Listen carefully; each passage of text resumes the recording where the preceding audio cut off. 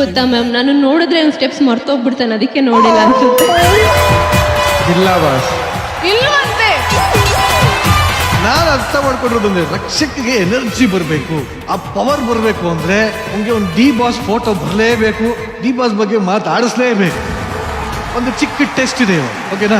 ಏನಪ್ಪಾ ಅಂದ್ರೆ LED screen ಮೇಲೆ ದರ್ಶನ್ ಸರ್ ಅವರ ಸಿನಿಮಾ ರಿಲೇಟೆಡ್ ಫೋಟೋಸ್ ಬರುತ್ತೆ. ಆ ಫೋಟೋಸ್ ನೋಡಿ ಅದು ಯಾವ ಸಿನಿಮಾ ಅಂತ ಹೇಳಬೇಕು, ಆ ಸಿನಿಮಾಗೆ ಸಂಬಂಧಪಟ್ಟ ಒಂದು ಡೈಲಾಗ್ ಹೇಳ್ಬೇಕು. ರೆಡಿನಾ?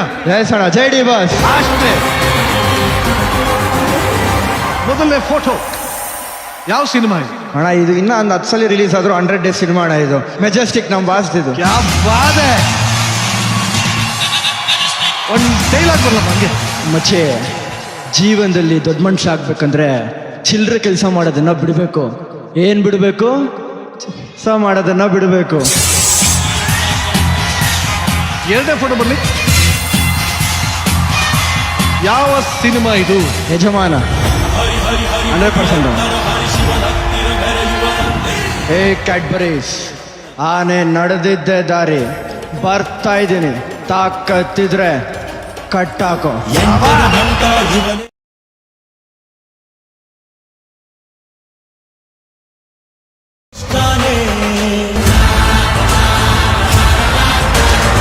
ಆಡಿಯನ್ಸ್ ಯಾವುದು?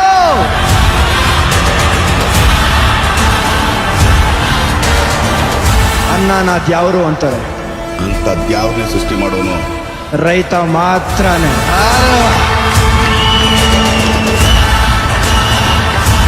Darshan sir, hats off sir. ನನ್ನ ಮೊದಲನೇ ಪ್ರಶ್ನೆ, ನಿಮ್ಮಿಬ್ಬರಲ್ಲಿ ನಾನು ಮಾಡಿದ್ದೆ ಸರಿ ಹಂಗಂತ ವಾದ ಮಾಡೋದು ಯಾರು? ಏನು? ಇಬ್ರು ಅಂದ್ರೆ ಅವ್ರ ಪ್ರಕಾರ ನಾನು, ನನ್ನ ಪ್ರಕಾರ ಅವರು. ಇಬ್ರು ಅಂತ ಹೇಳ್ಕೊಂಡು ಸಿನಿಮಾದವರು ಅಣ್ಣ, ಏನ್ ಮಾಡಕ್ಕೆ. ಮುಂದಿನ ಪ್ರಶ್ನೆ, ಇಬ್ಬರ ಮಧ್ಯ ಕೋಪ ಬಂದಾಗ ಬೇಗ ಕಾಂಪ್ರಮೈಸ್ ಆಗೋದು ಯಾರು? ನಾನೇ. ಹೊರತು ನೀವು ಇಬ್ರು ಎಲ್ಲದಕ್ಕೂ ಹಂಗೆ ಹೇಳ್ತಾ ಇದ್ದೀರಲ್ಲ? ಇಲ್ಲ ಅಣ್ಣ, ನಾನು ಕಟ್ಕೊಂಡು ನಾನು. ನಿಮ್ಮಿಬ್ಬರಲ್ಲಿ ತುಂಬಾ ಮೂಡ್ ಸ್ವಿಂಗ್ಸ್ ಯಾರಿಗಿದೆ? ಯಾವ ಮೂಡೋಣ? ಯಾವ ಮೂಡೋಣ?